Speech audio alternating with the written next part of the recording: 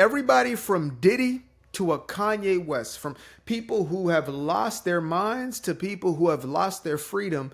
If you look at what it was that led to their demise, you can point to one simple thing, and that is the fact that they were thinking with their little head as opposed to their big head. That's simple.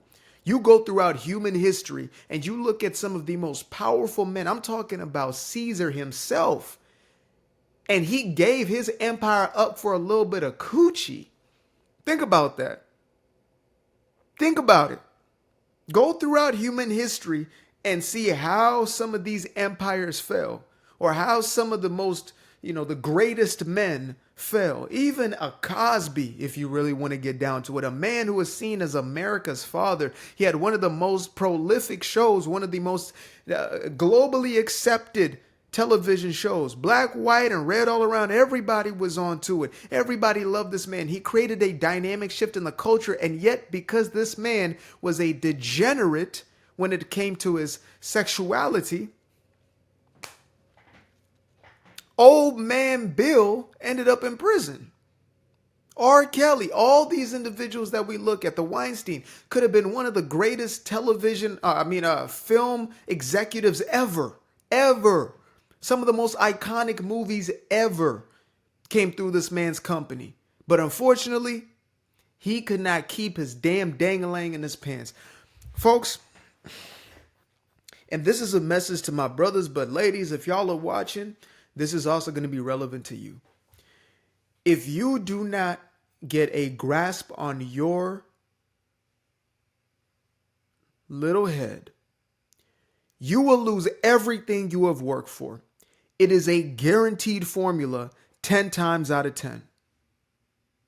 If you do not cut out the corn, if you don't stop textualizing your brain, if you don't stop brain rotting yourself through the content that you consume and the ideas that you engage with and you entertain, if you don't stop chasing tail and putting that cooch on a damn pedestal, I promise you, at some point you're going to lose it all. Now, Kanye is an interesting factor because there's a level of self-awareness there, right? And there's a lot of cases coming out about Ye. I've always been very suspicious, but now it's way out in the open, and he's been telling us in the music. It's funny how, only later on we'll look back and be like, oh, that was some freaky messaging that they had in there.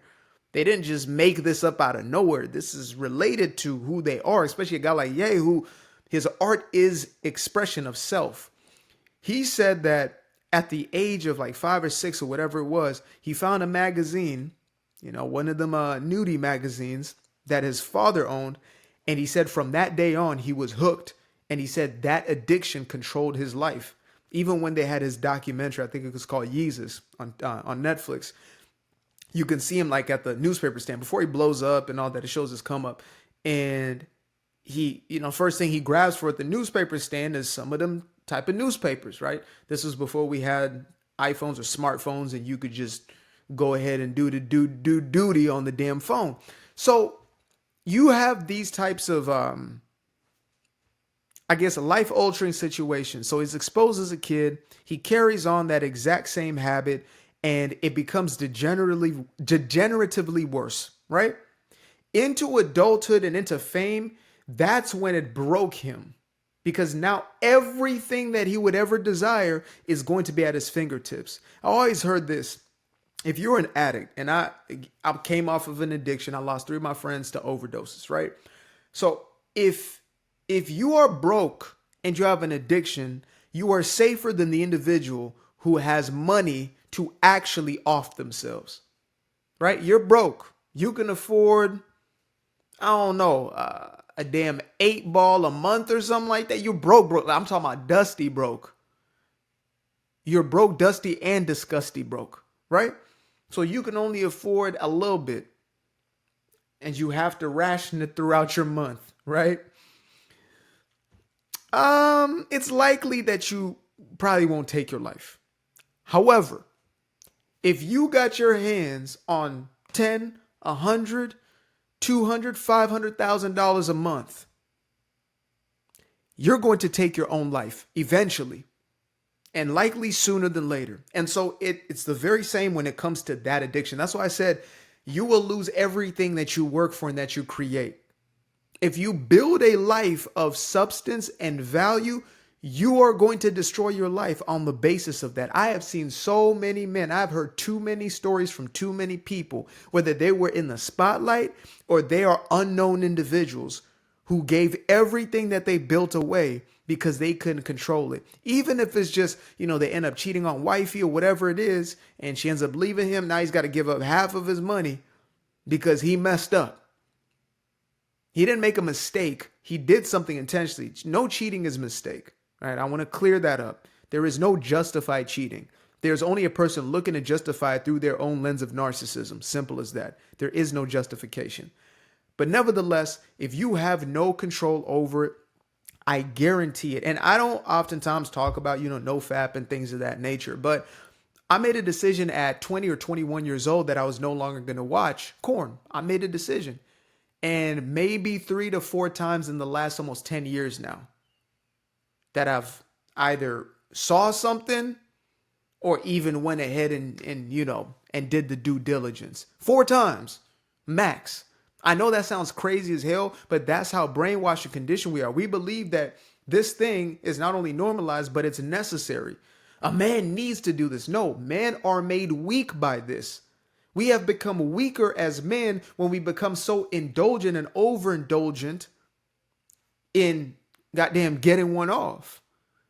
It creates a deficit within a man. It doesn't edify you. It doesn't make you stronger. It doesn't make you more of a man. Even getting more cooch does not make you more of a man. If you have no sexual discipline, you are lesser of a man. You have less discipline. You have less self-control. You have lesser of an ability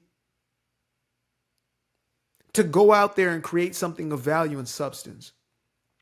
Oh, but look at these rappers. They got all the girls. Look at how almost all these damn rappers end up. Look at their lives. Look at the trajectory of their life. Let's take top 10 rappers from every single year and let's see where they are in 2025. So let's start at like 1980 till today. How many of those rappers have still sustained levels of success after making millions of dollars? Same thing with athletes, right? The so-called prized positions to be in as a man, where you can get all the tail in the world. What did that tail do for them besides leave them with multiple baby mamas, having to pay out all their money? What did it do besides leave them with, certain unriddables, such as the likes of a Magic Johnson, right? Oh man, Magic Johnson, man, he was putting up numbers for real. Yeah, he put up numbers and he ended up with the H, the I's, and the V's. That's what he did. There are consequences to these things. But for me, the main point is really how it makes a man weak. We can get into the moral aspect of it. We can get into the godly aspect of it. And that's straightforward.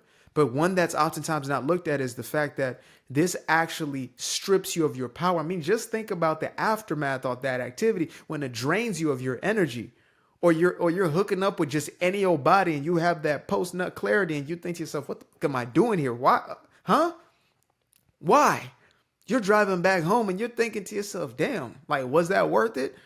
Now you spent time, energy, and attention just for something you likely will regret after. I know women, y'all definitely know about that. You end up regretting the whole damn thing. You wasted. You said you were going to do certain things and you gave it away to this. That's weakness, my guy. That's weakness. And I love you enough to tell you the truth. If you are having people around you just egg you on in this toxic behavior, egg you on in these weak habits, they don't give a damn about you. They don't really love you. They just want to make sure they're justified in what they're doing. They want you as a mirror. And as soon as you make a difference, you start to change. You tell them, okay, I'm going to do NoFap. Now they're trying to call you out. Oh, no, well, that's not even good for you. And da-da-da. Oh, see, look, you're the guy who doesn't want to sleep around. I remember those dudes when I was growing up. Unfortunately, I wasn't one of them. Unfortunately, I had my little street walking time. Not literally, but you get the drift. The dudes who were living on a more righteous path, we would dog them out. You niggas are lames. Like, what? What you mean you're not chasing all day? What? Huh? No, you're lame. You're weird. Even pushing them. Oh, okay, I'm going to get you some. I'm going to get you some then. No, they were trying to live right. They were trying to do the right thing. And guess what? They ended up better off. Out of 5 of us, 3 of them dudes, gone. All 3 of them brothers right there were addicted to 2 things. That right there and that right there. Them 2 things right there. Addicted to both. And they both lost it. Even before they lost it, they lost it. I'm not going to put, again, God bless the dead. I'm not going to put their business out there. But there were some things at the end of at least 2 of their lives which came from a lack of discipline down there that actually ended to that life, actually ended to that very demise. Even one of them, the night that it happened, the night that they lost their life, it was because they were linked up with somebody they shouldn't have been linked up with.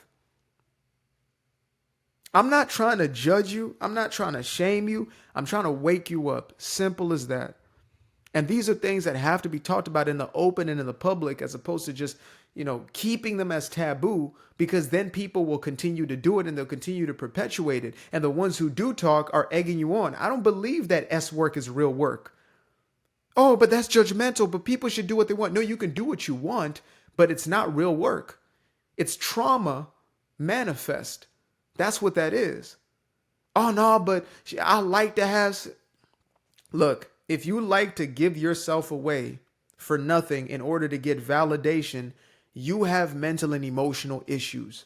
If you're a man who always got to lay up with something in order to feel like a man, you, my friend, have a low self-worth.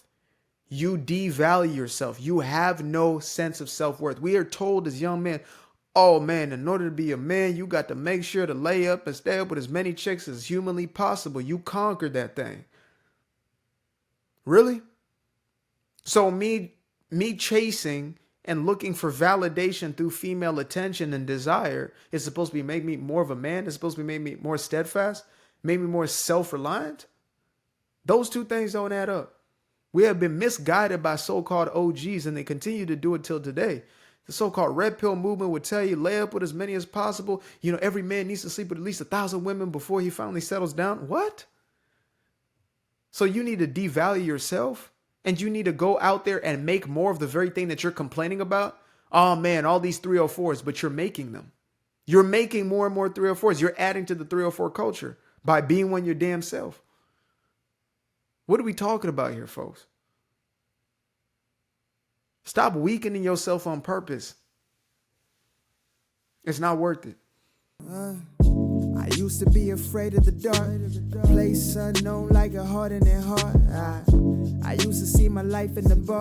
Now the kids unchained, every shackle is lost. 2 steps in the moonlight, 2 step in the daytime. You just know when it feel right. You got a feeling the time's not. See you through those shades that I just threw on. Through my lenses, you just can't do no wrong. I fell in love with myself again.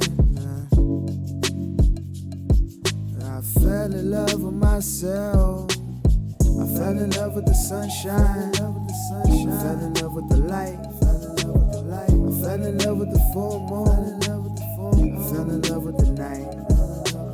I can see the light again. I can see the light.